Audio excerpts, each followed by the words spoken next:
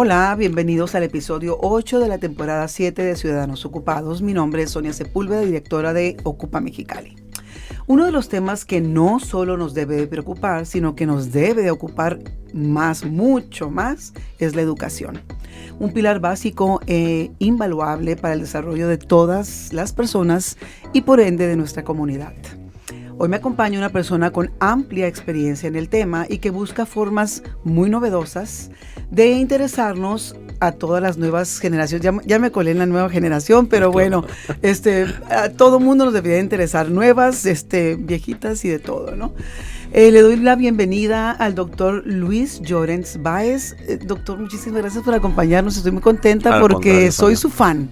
Al contrario, Sonia, yo soy el que se tiene que colar aquí porque si es un tema de jóvenes, me voy a colar también como joven. Ya dijo, le voy a tomar la palabra porque necesitamos muchas buenas ideas para poder seguir avanzando en esto que para Ocupa es tan importante como la participación ciudadana, pero ya lo platicaremos en un momentito más. Antes de empezar, me encantaría, yo sé que mucha gente lo conoce, es una persona con mucha trayectoria aquí en Mexicali, pero para las personas que nos van a estar viendo y escuchando, me encantaría que nos dijera una idea más o menos, es Cachanilla, es de Mexicali, su profesión, que fue lo que estudió, y algo de la trayectoria que ha transitado en esta vida. Bueno, como dijera una estudiante mía cuando recién llegaba yo a Baja California, el lugar de nacimiento es un accidente del cual no hay que arrepentirse. Perfecto. Entonces, por aquello de los lugares de nacimiento. Yo nací en la Ciudad de México. Ok. Cuando en aquellos tiempos todavía era Ciudad de México, después se convirtió en otra cosa. Y hice mis estudios allá. De hecho, en algunas escuelas, después me incorporé a la UNAM, donde hice preparatoria, licenciatura. Y entonces a la UNAM le debo 2 grados, que es el de licenciatura y el de doctorado. Wow. En mis estudios, la maestría la hice en Edimburgo, Escocia. Okay. Una maestría en planeación regional que me interesaba mucho tomar, porque en aquel tiempo estaba yo muy involucrado en el tema del desarrollo urbano y regional. Uh-huh. Que sigue siendo un tema que tengo ahí un poco en el tintero. Okay. Pero que me ha dado muchos elementos importantes en el tema de planeación, en fin. En cuanto a mi experiencia, básicamente ha sido en torno al tema educativo durante 45 años, creo, una cosa así. Yo llegué aquí a Baja California en 76, el 10 de febrero de 1976, invitado por el director de la Escuela de Ciencias Sociales y Políticas, en aquel tiempo era escuela, ahora es facultad. Y previa carta que yo le había enviado al ingeniero Luis López Moctezuma, que era rector de la universidad en aquel entonces. Yo como profesor yo fui profesor fundador de la Universidad Metropolitana en la Ciudad de México. Uh-huh. Pero como gente joven, yo viajé mucho alrededor del país durante esos años, mucho. O sea, cuando llegué a Baja California me faltaban 2 estados por conocer. Y lo hice como lo hacíamos en aquel tiempo, con una mochila y mochilazo, pidiendo que también ahora lo hacen así también. Regresamos claro. a esa forma. Entonces, viajé mucho, pero me gustó. En uno de esos viajes vine a Mexicali. Uh-huh. Y iba yo de paso rumbo a Estados Unidos y Canadá. Hice un viaje por Estados Unidos y Canadá también, igual un poco en ese sentido. Y me gustó mucho. Me sentí diferente en términos del trato. Entonces yo me quedé con esa ese buen sabor. En el 74, 75, yo ya tenía ganas de salir de la Ciudad de México. No es que la rechazara, pero yo decía, me voy a pasar no sé cuántos años de mi vida en un transporte. Lo que Octavio Paz llamaba una hoja de lata recalentada, así les llamaba. Sí, qué horror. Yo decía, me la voy a pasar en eso no sé cuántos años. Y yo no quiero eso, yo quiero estar en un lugar donde pueda disponer de mi tiempo de otra manera. Y entonces yo estudié la carrera de Sociología en la UNAM. Uh-huh. Y en ese tiempo había nada más 3 lugares con Sociología. Uno era Mexicali, el otro era Guadalajara y había 4, Guerrero y Veracruz. Pero como ya había especie de antecedente penal con Mexicali, que había estado yo aquí en 71, dije voy a Mexicali. Entonces le escribí una carta al rector. El rector me contestó y fue el director, el ingeniero Rivera Granados, que en ese entonces era director, y bueno, ya me ofreció no sé cuántas cosas que luego nunca me cumplieron, pero eso es otro problema. Lo enamoraron. De ahí para adelante mi carrera la hice en la universidad, el centro de mi carrera fue la universidad y sigue siendo en gran medida. Pero yo tuve la oportunidad de conocer muchas otras universidades y áreas educativas en el país. Estuve dentro de la universidad, pues básicamente hice el ciclo completo de casi todo lo que puede uno esperar como universitario. Profesor, investigador, después me nombraron director del Instituto de Investigaciones Sociales. Uh-huh. Estuve una temporada pequeña como director de la Escuela de Ciencias Sociales. Después me nombraron director de extensión universitaria, cuando la extensión universitaria era importante para la universidad, después dejó de serlo. Uh-huh. Ahora ya está recuperando su lugar. Qué bueno. Y entonces estuve yo en esas áreas de gestión, en las áreas de investigación, en las áreas académicas, y luego pues cometieron el error de nombrarme rector, ¿no?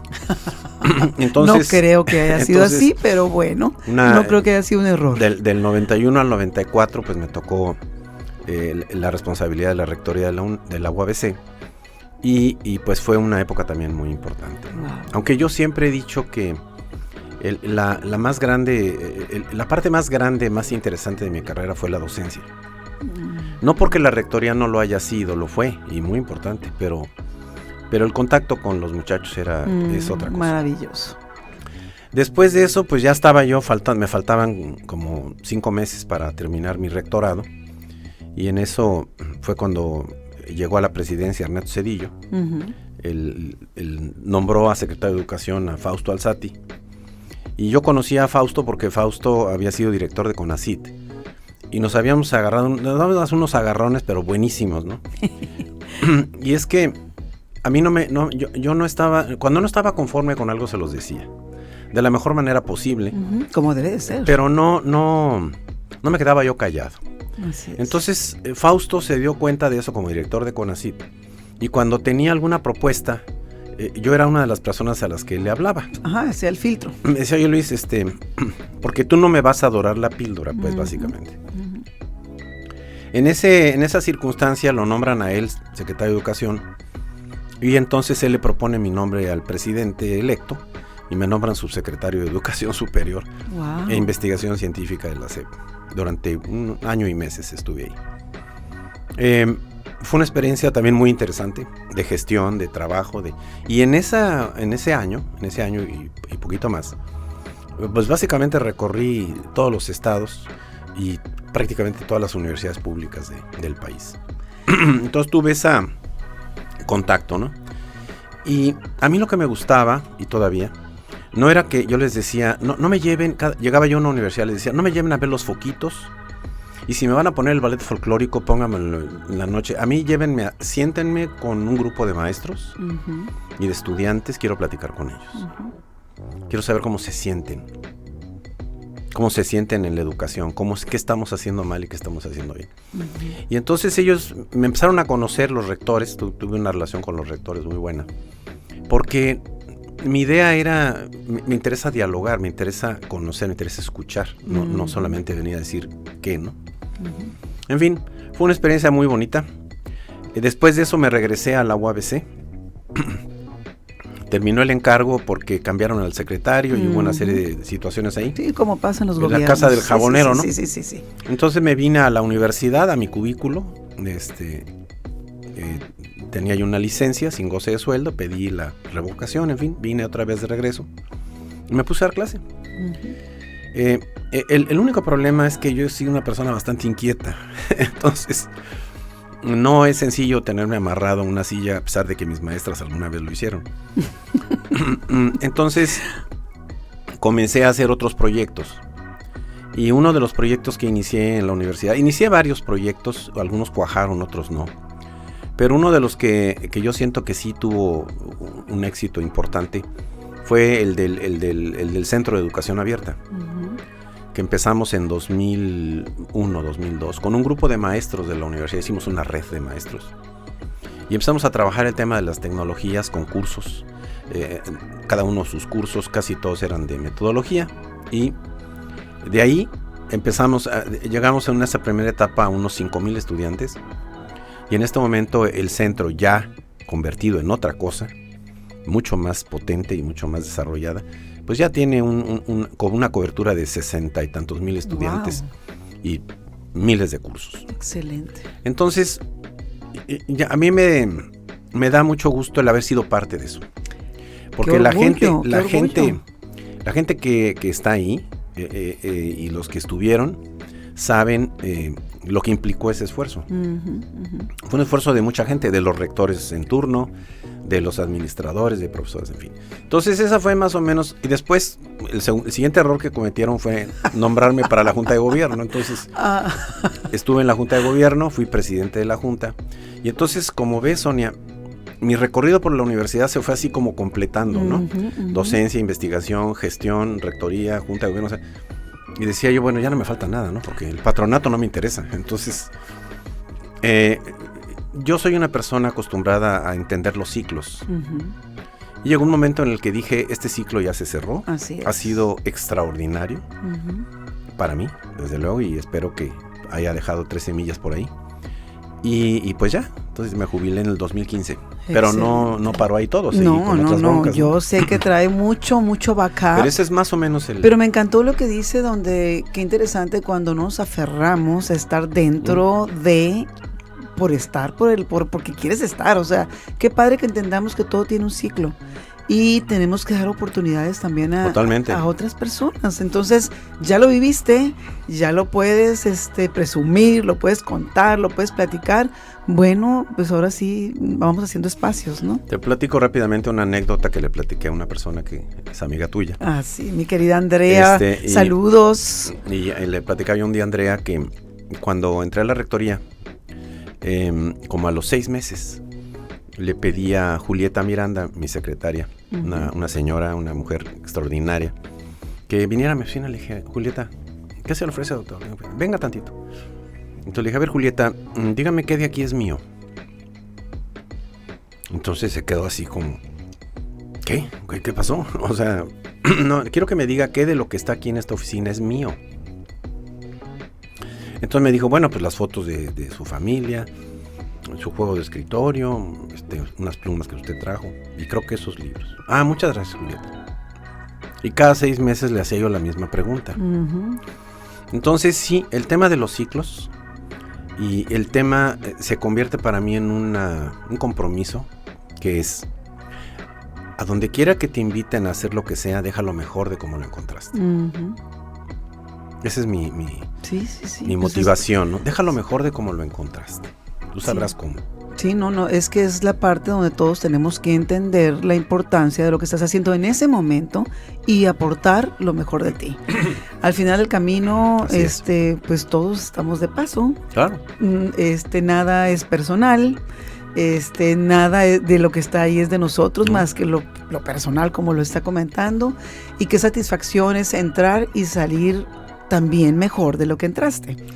Sí, enriquecido, ¿no? Así es en ambos sentidos, ¿verdad? Entonces, wow, pues estamos, ahora sí que me siento, ya me puse hasta nerviosa, doctor, porque estoy con grandes ligas aquí con usted, qué bárbaro, no. Fíjate que a mí nunca me ha parecido relevante ni el tamaño del nombre de tu oficina, ni el tamaño de la oficina. Nunca. No, pero lo relevante es lo que es usted con todo lo que ha aprendido, todo lo que ha vivido. En la subsecretaría despachaba yo en el escritorio de Justo Sierra, el que había pertenecido a Justo Sierra, en el edificio de la primera aduana de México frente a la Plaza de Santo Domingo. Esa era mi oficina. Pero yo prefería despachar en San Fernando, que era una oficina alterna en el sur de la ciudad, que era una oficina muy pequeñita. Y entonces tenía una mesita de juntas, pero yo me sentía muy a gusto ahí porque tenía jardín. No ha sido, afortunadamente, nunca he tenido ese problema de en qué lugar del presidium voy a ir. Sí, es que eso es lo que hace grande a las personas. Pero bueno, vamos a entrar en materia. Sí, claro, porque por supuesto. No, con usted yo creo que lo voy a tener que invitar muchas más ocasiones, porque va a haber mucha tela de donde cortar en muchos de los temas, porque usted es toda una enciclopedia. Pero vamos a hablar sobre la importancia de la educación. Es un tema que nos permite avanzar y desarrollarnos tanto como individuos, y eso por ende te ayuda a avanzar como comunidad. Creo que la sociedad debe de estar educada, definitivamente, si no, es la base del desarrollo.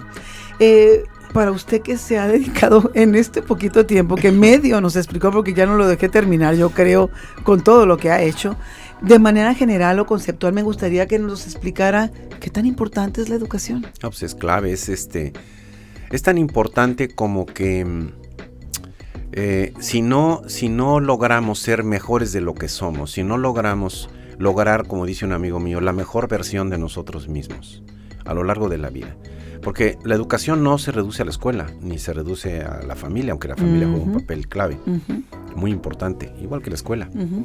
La educación tiene un efecto transformador, un efecto de movimiento. La educación no es un proceso en el que nos van a llenar de información. La educación es un proceso activo en el que nos vamos a transformar nosotros. Entonces, el enfoque del docente, del profesor o de la autoridad o de quien tiene, como yo les decía a veces, la enorme responsabilidad de educar a los hijos de las familias, quien tiene esa responsabilidad, tiene que captar la idea, le conviene captar la idea de que educar es un compromiso que requiere de la vocación y de la capacidad y requiere de un entorno adecuado. Y es una cosa que se mueve continuamente a través es un viaje por el conocimiento.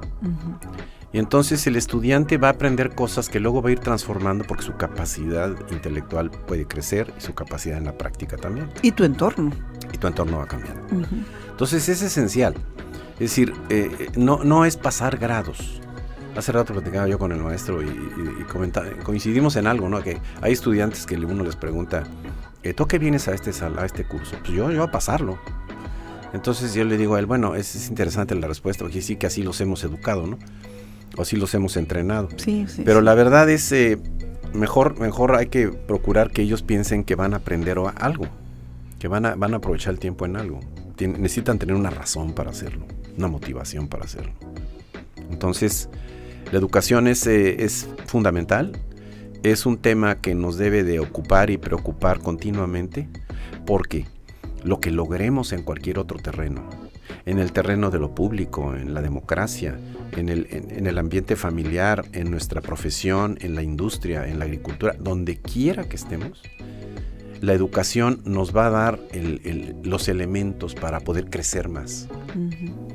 De ahí la importancia que tiene. Y bueno, yo creo que yo soy el menos indicado para responder esta pregunta porque le he dedicado 50 años al tema. Entonces, yo creo que habría que preguntarle a alguien que no ha estado en contacto y decirle, a ver, ¿usted qué piensa de esto? ¿No? Pues, sería interesante lo que nos va a contestar, pero para mí lo que usted me contesta es muy interesante porque, aunque es lógico, aunque yo creo que todos lo sabemos, hay veces que a lo mejor igual no tienes las mismas oportunidades, o sea, hay muchas situaciones que están fuera de tu alcance, a lo mejor de repente que inciden en que tengas alguna problemática para obtener una educación, porque todo el mundo siempre empieza educación y empiezas, es que la profesión, y no, siempre les digo, la educación es lo que tú aprendes, y se escucha mal, pero es lo que tú mamas en tu casa, sí, claro, pues, claro. O sea, si desde la base de un entorno familiar, y aunque ahora también se quejan de que las familias son disfuncionales, es que hay muchas cosas que de repente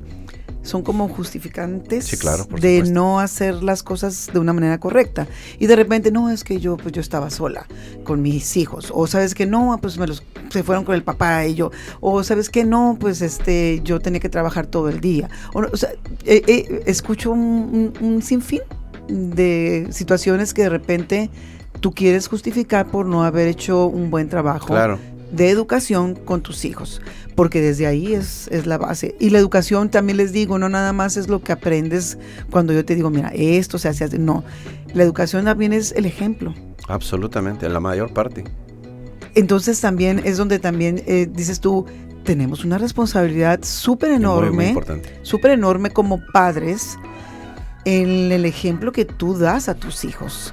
Porque desde ahí tus hijos van a ver si tú eres compasivo, si tú eres una persona pues cumplida con tus responsabilidades, si eres una persona que lleva una vida sana, y así me puedo ir con miles de situaciones que claro. Tus hijos van a ver. Entonces desde ahí creo que esa es la base más importante, lo que tú aprendes en tu entorno familiar, y de ahí pues ya pues te vas desglosando y ya después en la escuela, con las amistades, o sea, ya así te vas, ¿no? Pero sí creo que pues sin educación pues no avanzamos, sin educación no podemos tener más y mejores cosas, sin educación no puedes tener un entendimiento con tu prójimo. Sí, claro. Entonces, yo sí creo que sin educación pues no se vislumbra pues lo que todos de alguna u otra manera siempre soñamos tener, o sea, una mejor vida. Claro. Una mejor forma de ir avanzando, un mejor estatus, un mejor sueldo, una mejor opción de tener situaciones donde me pueda ir a un doctorado, donde me pueda ir a hacer una maestría. O sea, son muchas cosas que sí inciden en algo tan básico como es la educación. Entonces, al final estamos todos conscientes de que es importantísimo. Es un eje fundamental. Usted ha estado involucrado en muchos proyectos referentes, obviamente, a lo largo de su carrera con la educación. Usted yo lo conocí a usted por una herramienta que usted desarrolló, que se me hace súper interesante y que yo aprendo mucho de usted las veces que me toca la suerte de escucharlo. Y esa herramienta se llama Desaprender y Aprender, que el puro nombre creo que es muy más que lógico y directamente, pues digo, no más cuestión de que dices un segundito de pensar, claro, y entiendes los porqués. Pero me gustaría que nos platicara de qué se trata, porque a lo mejor no le vamos a entender a la primera. Bueno, el proyecto nació por ahí de los años 90 y nació a partir de yo darme cuenta de que había un hueco importante en el proceso de enseñanza-aprendizaje con mis alumnos. Y ese hueco consistía de una manera muy sencilla en que cuando los profesores o yo mismo les encargábamos algo a los alumnos, les decíamos, muchachos, aquí está en el plan del curso o en el programa del curso que hay que hacer esto. Por ejemplo, hay que hacer un experimento, o hay que hacer una observación, o hay que hacer un ensayo, o hay que hacer una descripción, o esas palabras que acabo de mencionar formaban parte de la tarea. El hueco consiste en que pocas veces los maestros aclaramos con los alumnos qué estamos entendiendo por eso. Los conceptos. Las herramientas en sí son esos conceptos que primero tenemos que aclararnos como maestro y alumno, porque la palabra la conocemos. Hemos oído la palabra observar, hemos oído la palabra definir, pero no necesariamente por el hecho de que la hemos oído sabemos utilizarla. Entonces surgió el proyecto con una analogía muy importante que es para mí, que es el tema de la carpintería. Yo decía, a ver, una carpintería, cuando tú entras a una carpintería y te encuentras con herramientas de todos tipos. Hay tornos, hay serruchos, hay desarmadores, hay pinzas, hay una bola de cosas. Pero el carpintero no las usa, ahora sí que de la chiquita a la grande, sino que las usa en función de lo que necesita hacer. Entonces la herramienta se vuelve un cómo, se vuelve un apoyo para hacer algo. Si quiere cortar la madera, pues tiene dos opciones, lo puede hacer a mordidas o lo puede hacer con una sierra, ¿no? O un serrucho. Y si quiere clavar un clavo, lo puede hacer con el codo o lo puede hacer... Con el zapato. El zapato, entonces... o con el martillo. Ahí viene un concepto muy interesante. La herramienta se usa a partir de tener una necesidad. Y no al revés. O sea, yo siempre me opuse a la idea de que los estudiantes aprendieran investigación por investigación misma, y me pasé años tratando de formar gente en ese tema. No, uno ocupa las técnicas, los métodos, las herramientas, lo que sea, los procedimientos, a partir de entender cuál es la necesidad que van a resolver, y no antes. Entonces empecé a tomar notas de todas esas palabras que yo veía que mis alumnos escuchaban y que nadie se ocupaba en definir. Y empecé a tomar notas y total, años después me ocurrió hacer un disco compacto con esto y lo hice. Y ahora con la pandemia dije, voy a hacer una página web donde ponga todas las herramientas que yo considero que las que tengo información y las que puedo conseguir información, que le ayuden a quienes quieren aprender. No es una ayuda a fuerzas, ¿no? De hecho, el sitio comienza casi con esas palabras. Este sitio es para ayudar a los que se quieren ayudar. Okay. O sea, si tú no te quieres ayudar, pues no te vas a... la voluntad, la voluntad es básica. No te va a servir. Entonces, las herramientas para desaprender y aprender parten de la idea de que el conocimiento está en movimiento constante. De que lo que sabes hoy y lo que entiendes hoy como cierto, mañana pudiera no serlo. De lo que entiendes aquí como cierto, pudiera no serlo en otra parte. De que lo que entiendes como cierto para un grupo humano, a lo mejor para otro no lo es. Y entonces el conocimiento es muy dinámico en ese sentido. Y básicamente las herramientas lo que hacen es tratar de ayudarte a utilizar recursos para entender lo que estás haciendo, cómo lo estás haciendo. Entonces, si me dice el maestro, o yo en una fábrica, o como supervisor, o como profesionista, digo, tengo que hacer una definición. Entonces hay una herramienta que se llama definir, en la dimensión explicar, y ahí dice definir. Entonces esa herramienta te va a presentar 2 videos. Un video te va a dar el concepto, de dónde viene la palabra, cómo se utiliza, cuáles son los alcances de esa herramienta, por qué, etc. Y un segundo video te va a dar algunos criterios y elementos para que la puedas aplicar en la práctica. Okay. Y luego aparte, en cada herramienta hay 2 proyectos aplicados para que practiques la herramienta. Okay. Pero todo surge de que la necesites, es como la carpintería. O sea, no volvemos al punto, no tiene caso, como herramienta que es, no tiene caso que la utilices si no tienes un objeto, si no tienes un objetivo, un para qué. Entonces de ahí se desarrolló el proyecto y creo que una de las cosas interesantes que tiene este proyecto es que reúne un conjunto de herramientas que no ves fácilmente reunidas. Entonces tienes herramientas en la dimensión pensar. Esa es una de las 5 dimensiones. Otra es la dimensión informarse. Fíjate, pensar, informarse. La tercera es explicar. La cuarta es emprender. La quinta es compartir. Y le agregué una sexta que es participar. Excelente. Entonces, tú vas a ver ahí una especie de ritmo, ¿no? O sea, el pensar, por ejemplo, herramientas del pensar. El pensar lógico, pensar creativo, pensar global, local, pensar filosófico, pensar estético. En fin, es decir, son enfoques del pensamiento. Sí, son gamas diferentes del pensar, porque a lo mejor una persona tiene la facilidad de pensar creativamente y otras a lo mejor no son tan fáciles para conceptualizar ideas. Exactamente. Entonces tienes que ver cuál es tu habilidad. Exacto.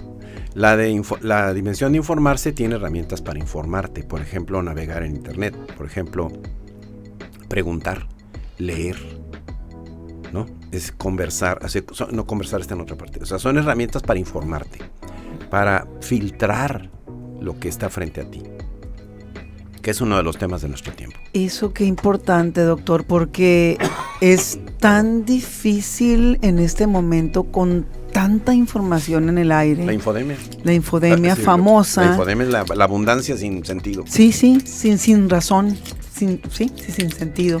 Que de repente es tan complicado informarte, porque de repente, de por sí no nos gusta informarnos, de repente nos gusta leer, no nos gusta estar al día en lo que sucede en tu entorno. Así es.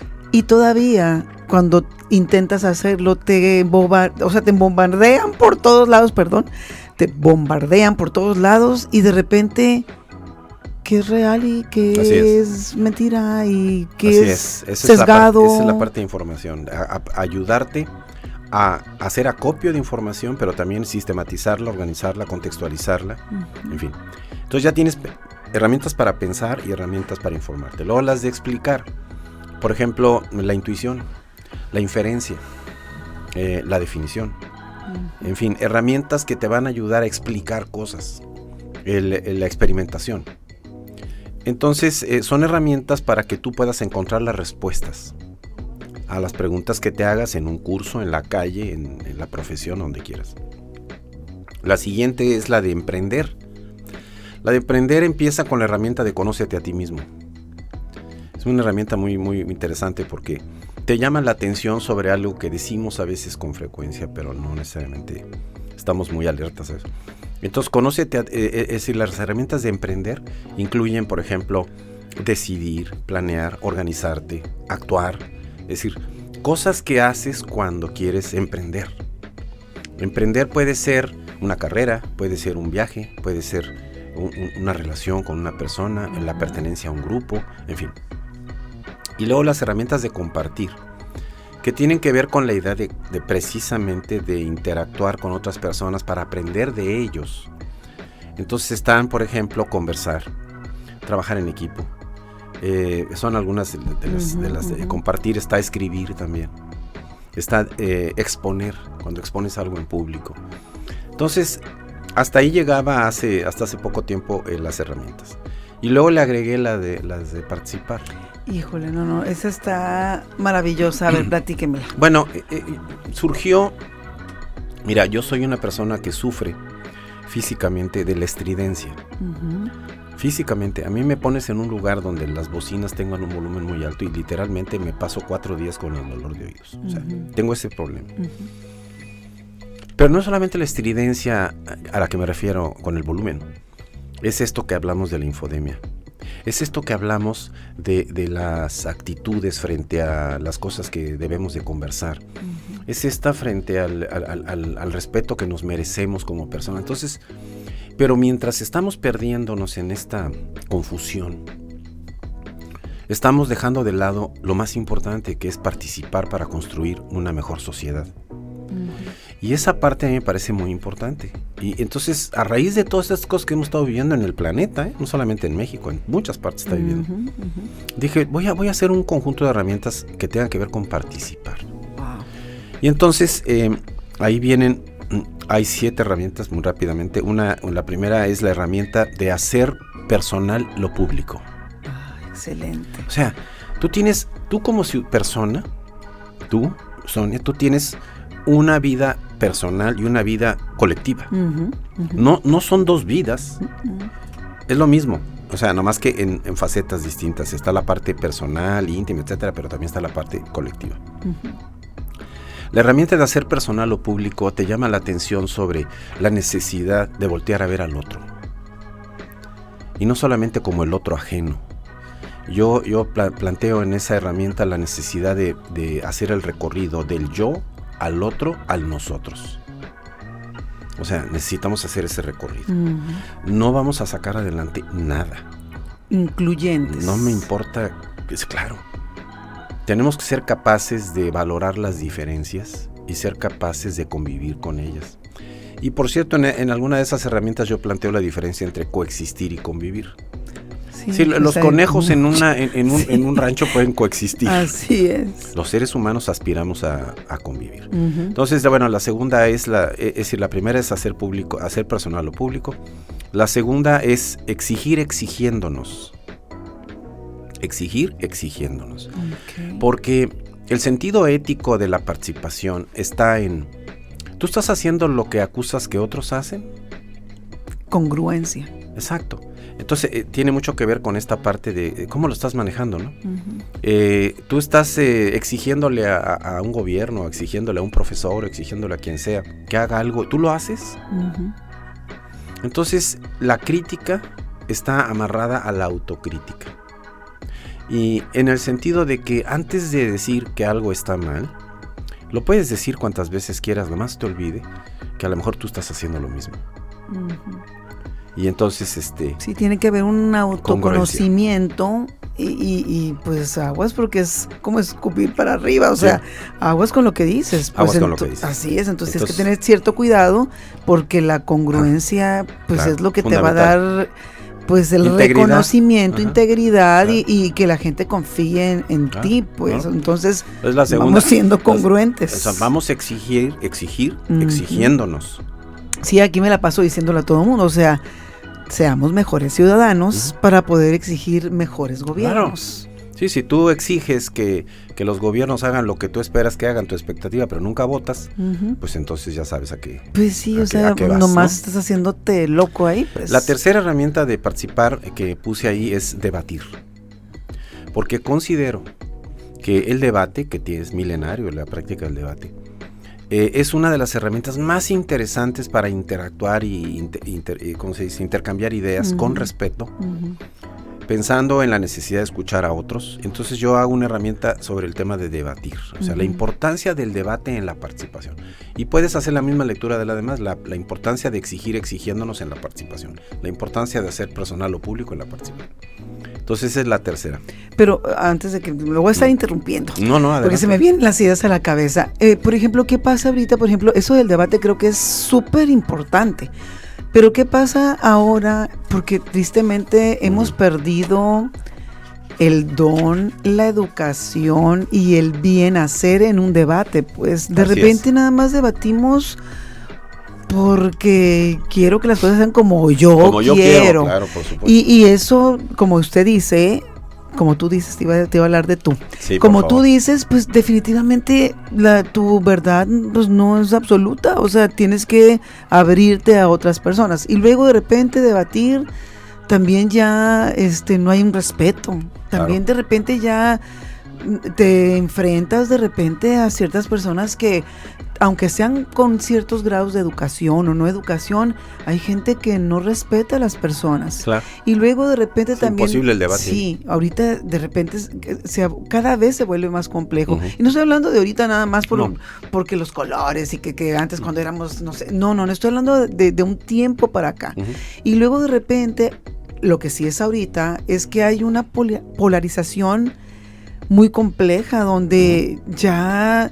Los de aquí no quieren a los de acá no quieren a los de acá, y eso es muy grave, porque vamos a perder. Nos hemos ido aislando cada vez más. Nos estamos aislando y perdemos esa herramienta que se llama debate, que es muy, muy rica para poder llegar a cabildear, conciliar, entendernos.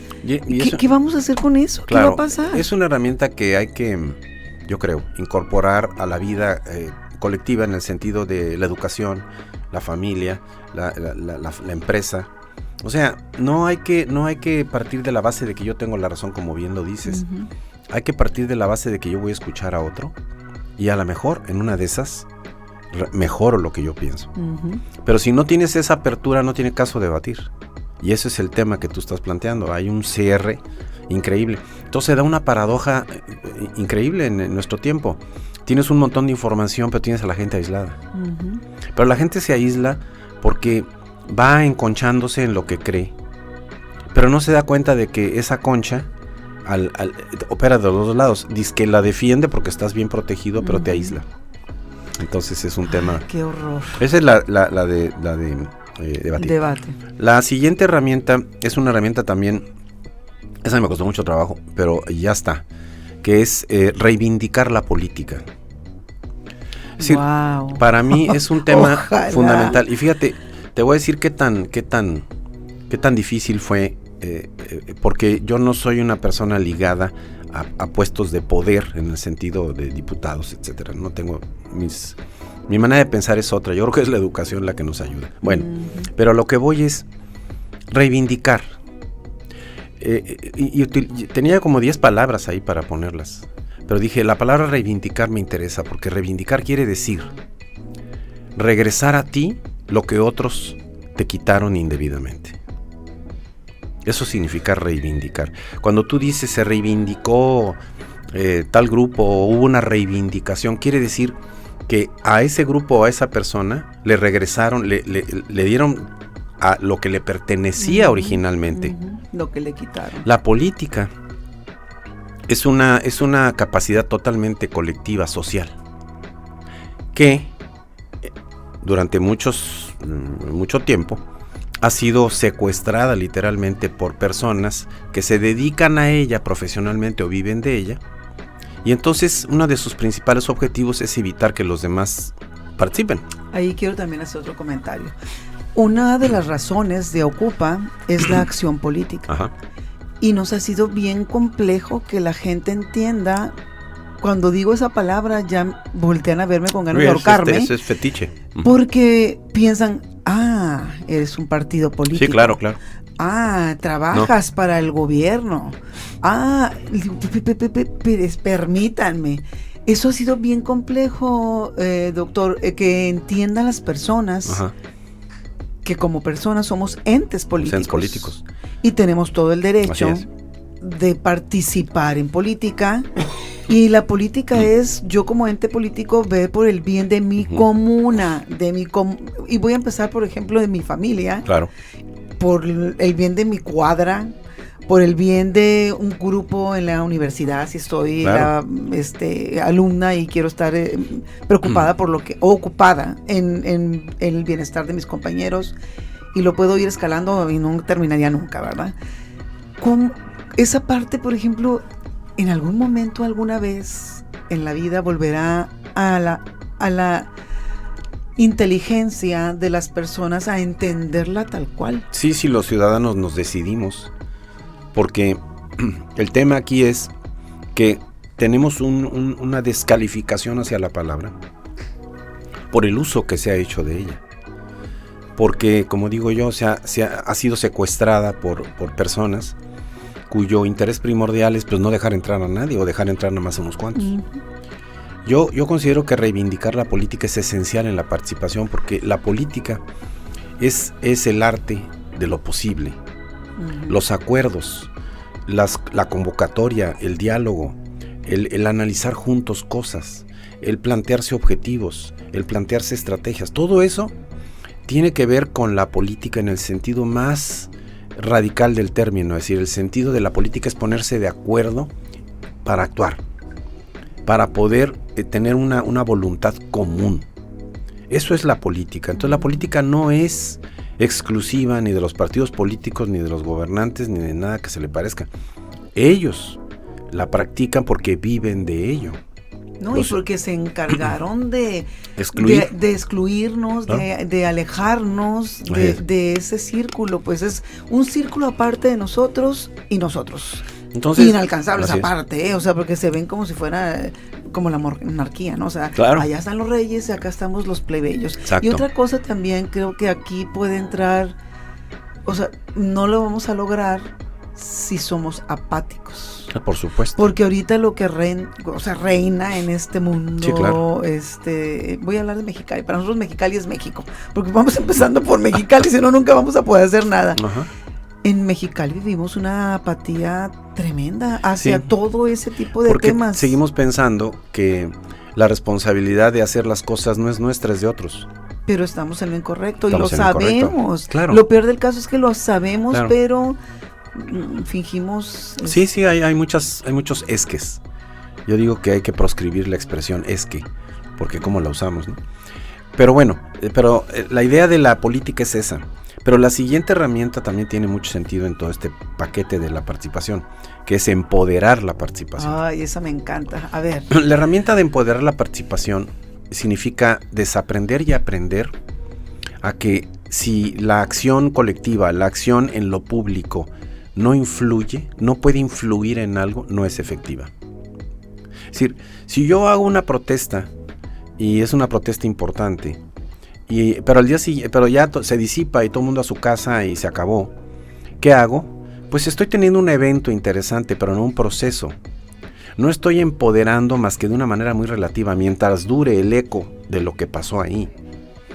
Empoderar significa utilizar la política, entender la participación como una forma de utilizar los recursos de la política ciudadana y lograr influir. Influir quiere decir proponer leyes, influir quiere decir votar. Pero para influir, esto, doctor, está lejos el camino, claro. Falta un ingrediente principal, que es el conocimiento. Claro.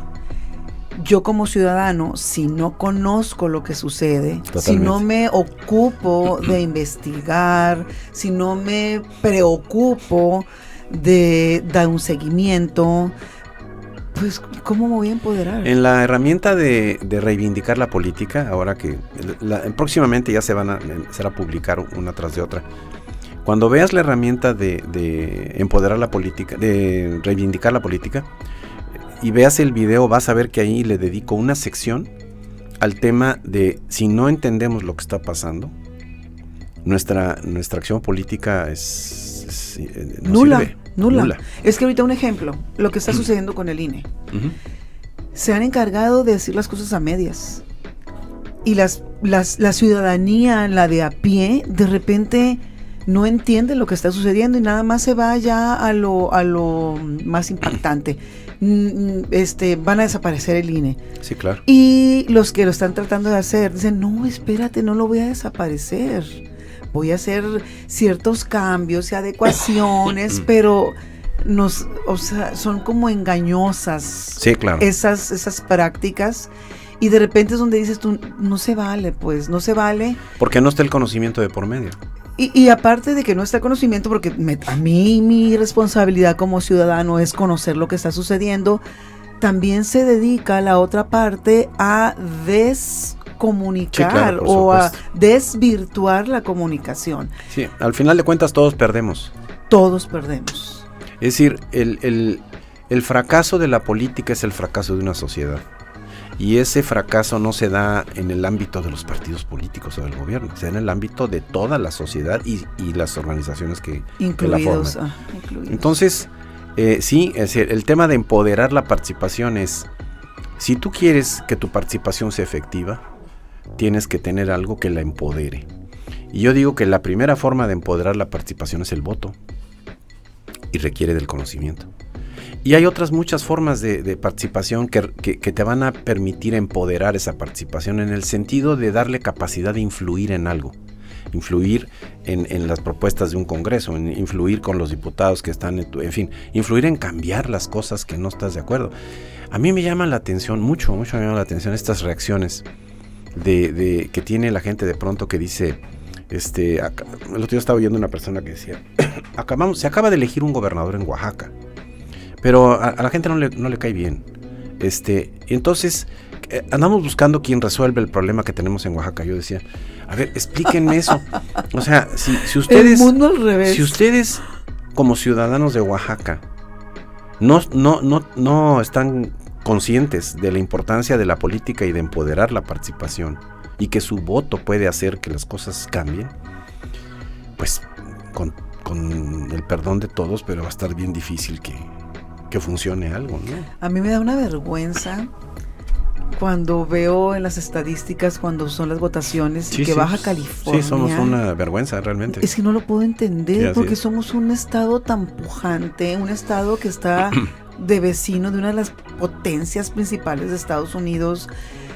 No puedo entender esa parte. No puede ser que 3 personas decidan la vida por 7. Por 7. Por otros 7. O sea, no puede ser. Yo creo que hay muchas explicaciones, pero una de ellas es, ¿qué pasa cuando tú sientes que lo que te piden que hagas no tiene efectividad? Cuando sientes... Pues te desanimas. Exacto. Entonces la gente no ha vinculado su voto con la efectividad de su voto. Sí, pero es un arma. Es un arma muy importante. Es el arma ciudadana más importante que hay en la democracia. Así es. Entonces, bueno, esa es la de empoderar la participación. Después sigue otra, que es la agenda de la participación.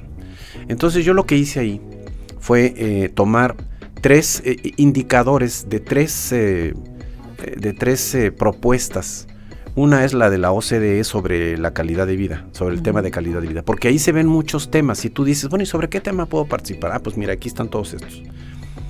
Tomé también un trabajo que hace Jorge Carpizo, un abogado importante, un académico importante, que hace un trabajo que se llama La República Democrática, donde vienen muchos elementos de lo que pueden ser temas de la participación.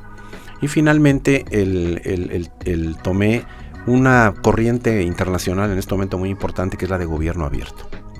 Y entonces ahí vas a ver una serie de temas posibles, por si alguien dice, oye, ¿y esto por qué? Entonces te da como, lo que quiere es incitarte a que conozcas los temas, ¿no? La última herramienta es probablemente la más importante, pero la dejé al final, que se llama concentrarse en lo justo. Es decir, la política, el poder, pueden servir para cualquier cosa. Pueden servir para dignificar nuestras vidas o pueden servir para deteriorarlas, ¿no? Pueden servir para crecer como sociedad o para corromper. Entonces, el mejor balance, el mejor criterio que encontré es el de Amir Tayan. Es un libro muy importante que se llama El concepto de la justicia. La idea de justicia. La idea de justicia. Y no solamente él, hay otros autores, hay un filósofo norteamericano importante. En fin, estuve tomando de varias partes porque mi idea es y no es mi idea, pues es lo que yo recuperé de ellos, es todo lo que sea la participación, tenemos que hacerla por el bien de la colectividad en la que vivimos y de nosotros. Bien común. Por el bien común y por el bien colectivo y por como le quieras definir, pero esa es la idea de, Sócrates le llamaba el bien vivir, ¿no? Esa era un poco la idea, ¿no? El vivir en paz, el vivir con la posibilidad de convivir, de acercarte a los demás, de tener una libertad real, en fin. Entonces la idea de justicia es importante. Si vas a participar, que sea por algo justo, pero no justo para ti, para la colectividad, sino para los demás, para el nosotros. Entonces, bueno, al final del día, yo creo que este paquete de herramientas suena un poco idealista, pero ¿qué haríamos si no tuviéramos ideales y no nos planteáramos metas superiores, pienso yo?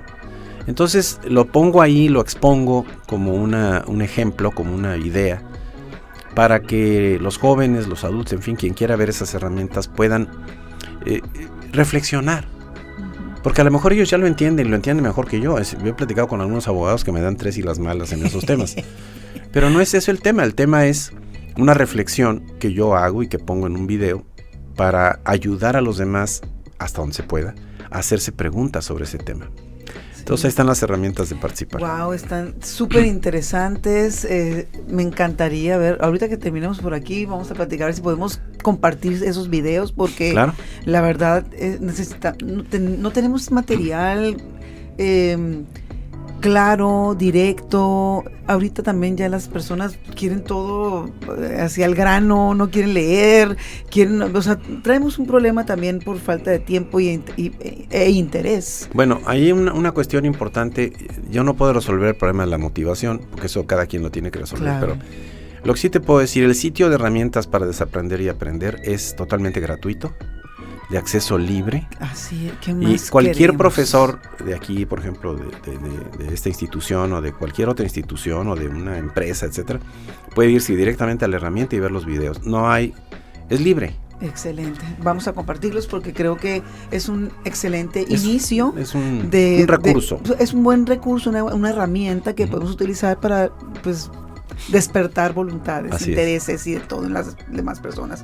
Y ahorita estaba viendo aquí una frase que está en su portal, vamos a ver su página: el conocimiento nunca es definitivo, es temporal. Sí, claro. Y está muy padre porque normalmente traemos cargando un concepto donde lo que bien se aprende nunca se olvida. No, eso. Y ya tenemos que ir como cortando esos lastres que traíamos, porque ya ha pasado mucho tiempo, han pasado muchas cosas que han cambiado, las situaciones en las que vivimos, y pues tenemos que ir innovando en otras muchas situaciones, conceptos, ideas, herramientas, etcétera. Entonces hay que cambiar ese concepto. Muy importante. Desaprender no significa eliminar lo que sabes.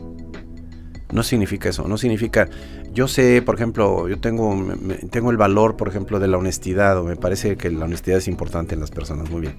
Yo entiendo esto por la honestidad, muy bien. Desaprender no significa que quitas el tema de la honestidad y a ver qué pones en su lugar, no. No es para sustituir, es para enriquecer. Entonces la idea es la honestidad.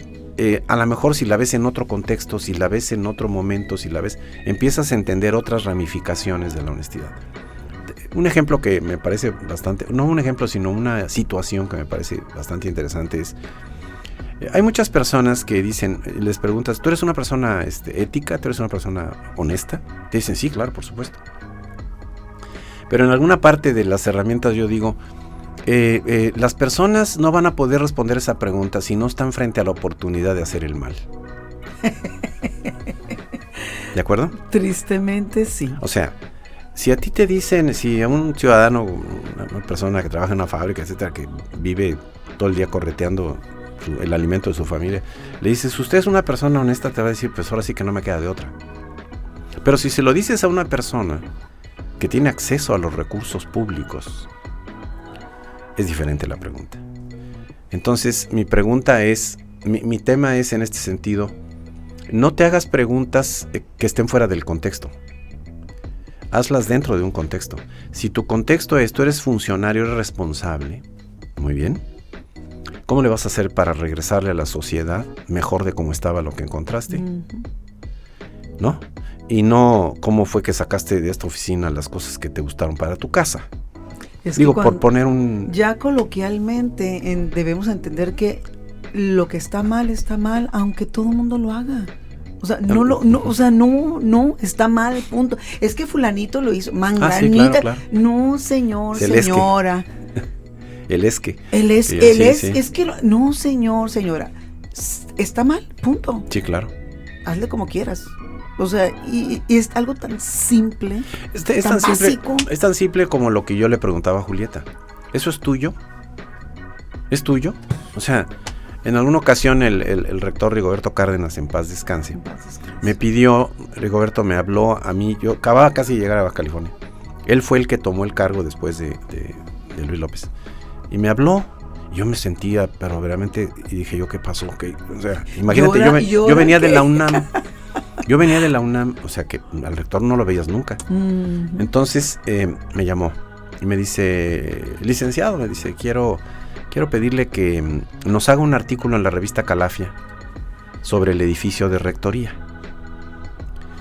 Y yo le dije, ¿estás seguro, rector? Le dije, porque pues yo no soy arquitecto, no tengo conocimientos de... No, dice, pero ya vi cómo escribe usted, me dice, entonces me gusta que usted lo haga. Yo quiero pedirse que usted lo haga, ok. Uno de el quien me ayudó a hacer ese artículo de una manera impresionante fue Peritus. Lo pesqué, porque Peritus caminaba todos los días de La Voz de la Frontera a su casa y en la calle El Comercio. Así es. Y entonces yo dije, tengo que casar este hombre, porque él es el que tiene la información. En fin, fue una experiencia muy buena con él. El punto es que yo me enteré de que en el patio de la rectoría había habido una fuente.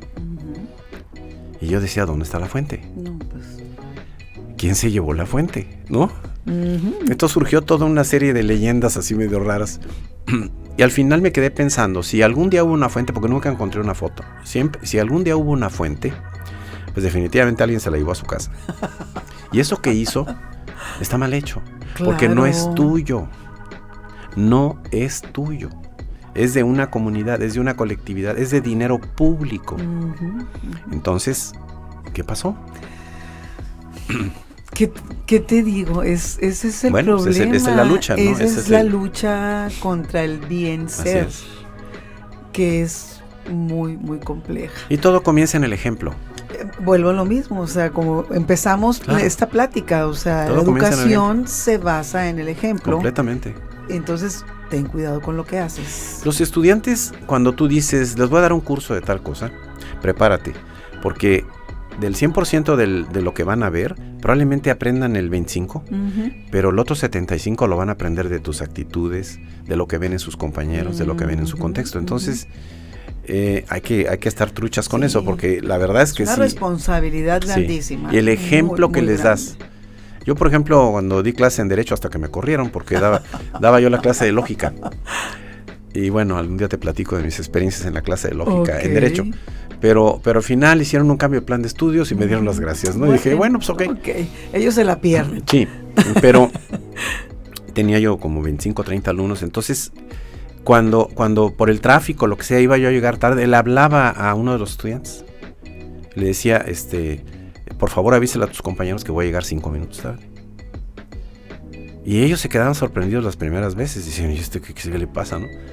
Los maestros pues llegan a la hora que quieren. Vale, gorro. Entonces, no sé, yo creo que es interesante valorar tu tiempo y el de los otros y valorar la responsabilidad que tienes cuando tienes la oportunidad de hacer lo contrario. Así es. Así es. Voy a rescatar dos conceptos que me encantan y es pensar. Tenemos una máquina perfecta en la cabeza. Hay que pensar. Claro. Y la otra, pues, informarse.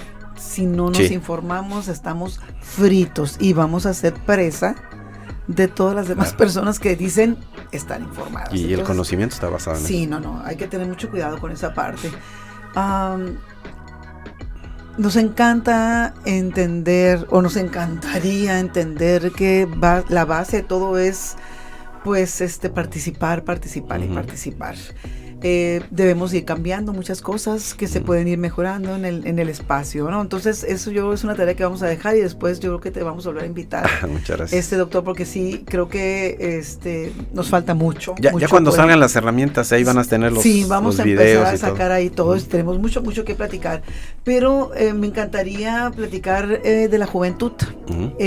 A ti que te ha tocado estar cerca de ellos, pues durante toda tu vida. Mucho tiempo. Muchas personas siempre juzgamos el concepto ese de que no, que el futuro de México está en la mano. La juventud no es el futuro, es el presente. Sí, por supuesto. Es el presente. Y me encantaría que les dieras algún mensaje que los incite, que los motive a estar más presentes, a entender que en sus manos hay una responsabilidad muy grande y tienen que estar informados, tienen que participar. El cambio está en sus manos. O sea, ¿qué les dirías? Pues mira, te puedo recordar lo que yo les decía a los estudiantes de primer ingreso de la universidad, a quienes yo recibía en tandas de 450. Metían a 450 estudiantes de recién ingreso. Me acuerdo. Y me paraba yo en medio de ahí del foro y estaban algunos directores que me acompañaban. Y entonces les empezaba a hablar a los muchachos y había un concepto que yo les repetía. No sé cómo se entienda fuera de contexto o dentro de contexto, pero lo voy a decir. Yo les decía, jóvenes, bienvenidos a esta universidad. Ustedes son los becarios de un país pobre. Un país que pudiera destinar los recursos que destina a esta institución a otras muchas cosas. Me gustaría que ustedes pensaran si eso que están recibiendo a nombre a través de la universidad, pero de la sociedad que está dando esos recursos y que nos está dando la responsabilidad de contribuir en su educación. ¿Cuál es la responsabilidad de ustedes? Si ustedes creen que es prioritario pintearse las clases o tratar de engañar al maestro o tratar de irse por la libre y no le ponen y no dedican, piensen que están de alguna o de otra manera haciendo quedar mal la confianza que esa sociedad le está dando a ustedes y a nosotros. Entonces no es un tema de si voy a clases o no. No es un tema de a qué horas me pinteo, a qué horas, ay, qué bueno que no vino el maestro, ay, que esto y que el otro. Yo creo que uno de los problemas que tenemos en la educación formal, en las instituciones educativas, es que los chicos muy rara vez se les ayuda a reflexionar sobre lo que cuesta lo que están recibiendo.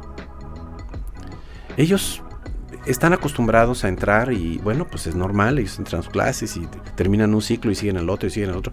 Ellos viajan en la educación como si estuvieran en un tren en el cual van caminando de un vagón a otro.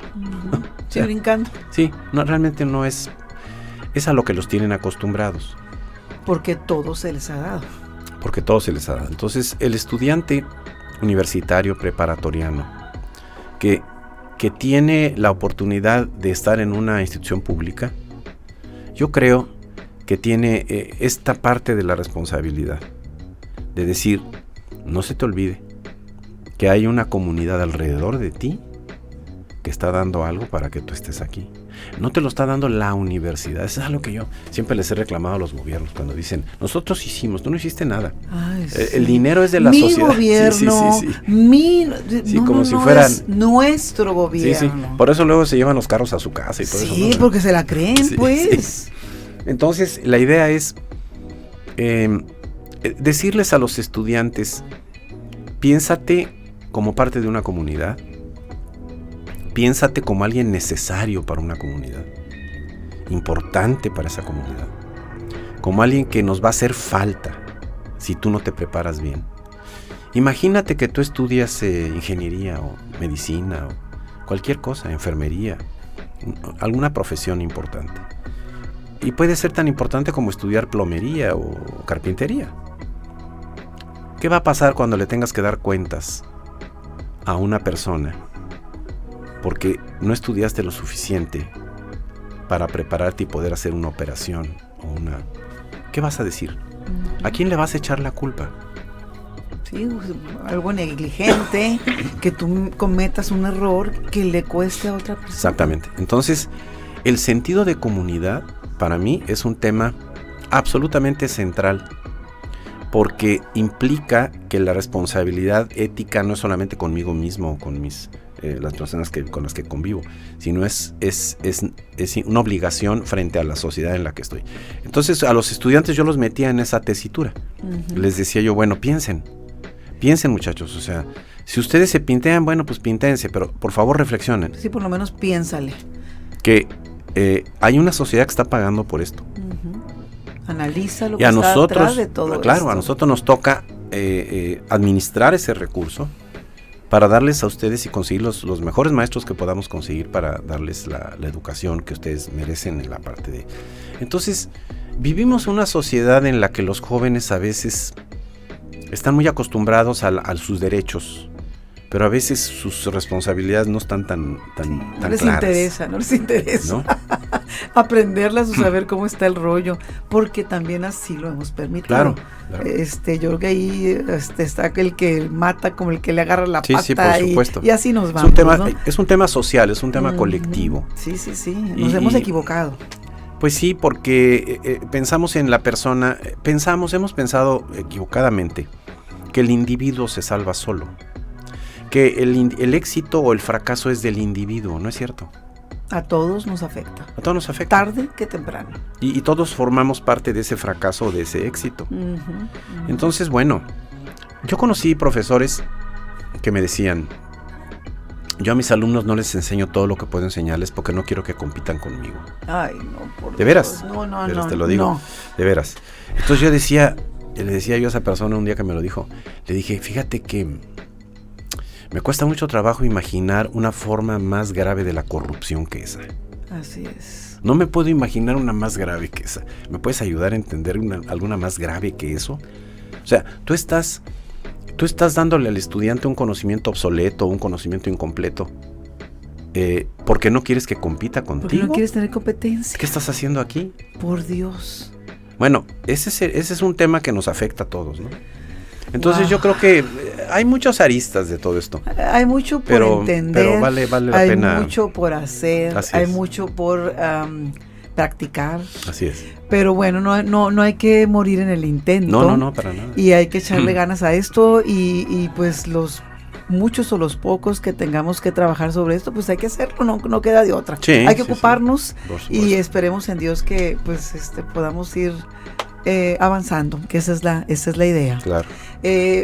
Doctor, la verdad es que encantada con todo lo que hemos platicado. Yo creo que, insisto, hay muchos temas que vamos a tener que ver con más calma gusto.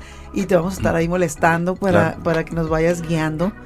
Es muy interesante todo tu conocimiento, creo que lo tienes que compartir con todos. Sí. Y ojalá que la mayoría lo adapte y lo adopte de la manera correcta. Yo lo que quisiera es mi anhelo, es de que Herramientas llegara.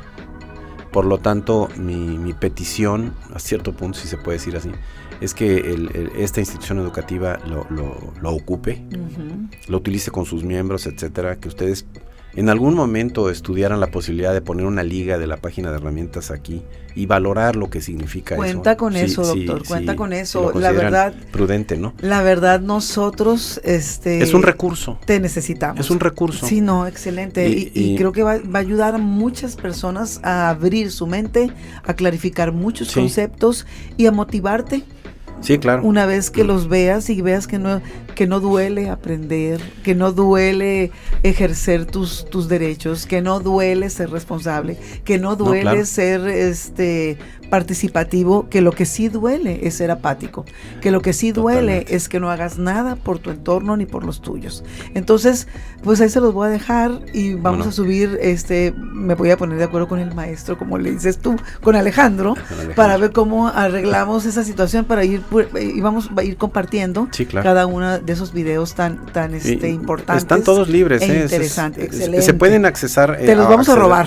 Sí, se pueden acceder directamente en YouTube o en la página. Yo prefiero en la página porque así ven otras cosas. Excelente. Cuenta con eso ya no se diga más. Te agradezco mucho. Pero no me quiero ir sin hacerte la pregunta que le hacemos a todos nuestros invitados, porque la verdad todo lo que contestan es una maravilla y creo que contigo va a ser el doble de maravilla.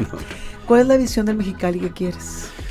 Fíjate que en febrero de este año, más o menos febrero-marzo, comencé yo a desarrollar un nuevo sitio en internet sin saber la existencia de Ocupa. Pero ese sitio lo llamé Mexicali Viable. Okay. Entendiendo que lo viable es lo que tiene continuidad, lo que tiene un prospecto de vida. Eso quiere decir viable. No es lo mismo que factible, que quiere decir se puede hacer. Si se hace o no se hace, si se puede. Exacto. O sea.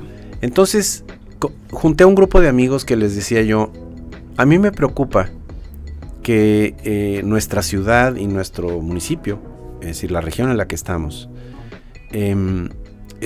su viabilidad. Tenemos temas asociados al agua, a la energía, a la convivencia, a la seguridad. O sea, educación, medio ambiente. Se nos han ido juntando cosas. Entonces, el Mexicali que yo veo es un Mexicali viable.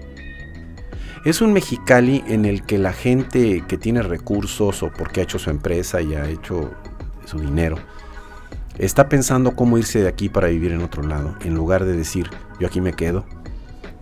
Está pensando en cómo enviar a sus hijos a otras partes en lugar de decir, yo te necesito aquí. Para mí el Mexicali viable es aquel en el que los que vivimos aquí queremos la región y queremos la ciudad. Por más que nos critiquen los de fuera, no me importa. Lo que hay es lo que queremos de corazón. Así es.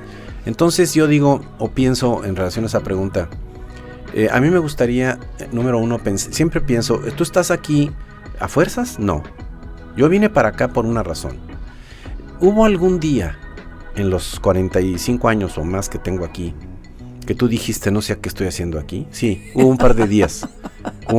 Sí, algún día te platico nos ha pasado. Qué pasó en esos 2 días, pero el tema es, pero todo lo demás ha sido una gran oportunidad de vivir, y como dice un buen amigo mío, no es el lugar donde vives, es con quien vives.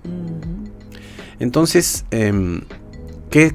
¿cómo veo yo a Mexicali? La veo como una ciudad, una región viable, una región con potencial de vida, no una región que se está escapando de sí misma o está poniendo pretextos o está viendo cómo no lo hace.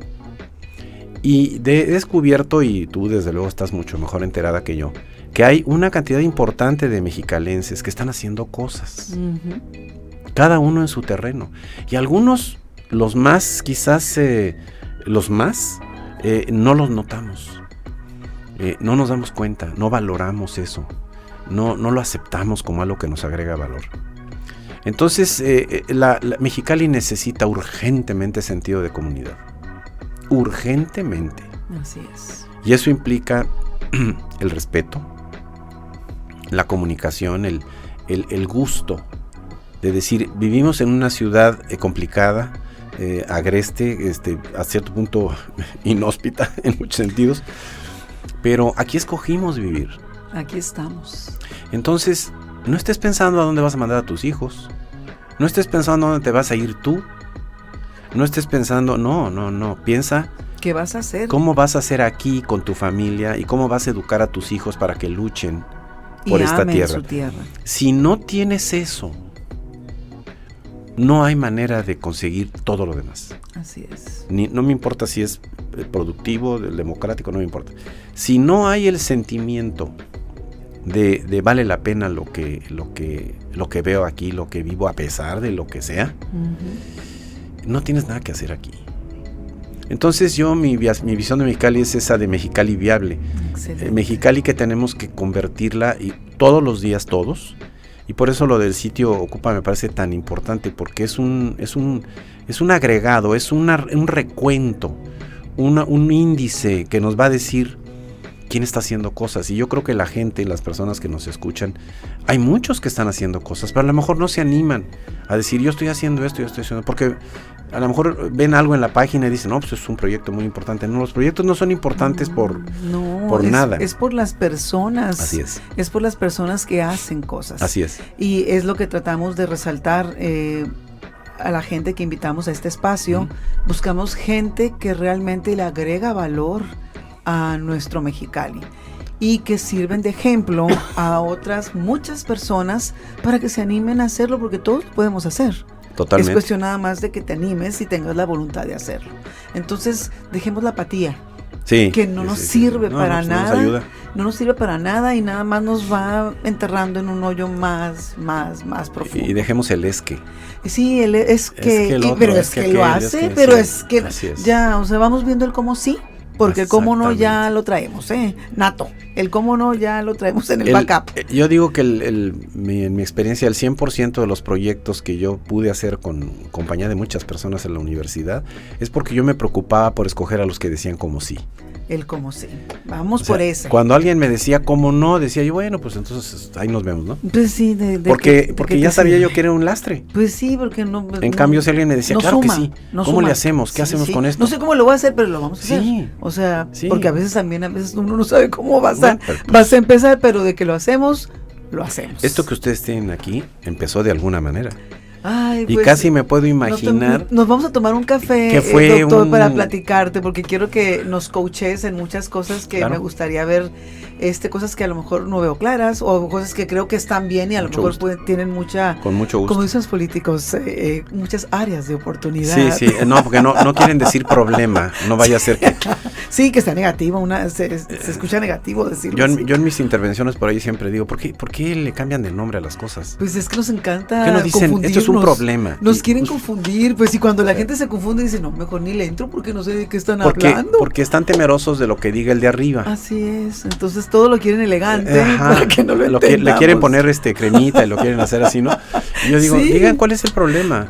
Pues sí, sean netas. Y díganselo a los cuando se trata de los gobernantes, díganselos a los ciudadanos como son los problemas. Tal cual, o sea, déjenla así, o sea, tal cual. No estén disfrazándole de que estamos en esto, porque al final eso lo que provoca es menos credibilidad. Sí, porque nos están engañando. Y por eso la gente no vota. Y por eso la gente está harta, pero insisto, van a estar peor si no participan. Claro. No les den ese poder.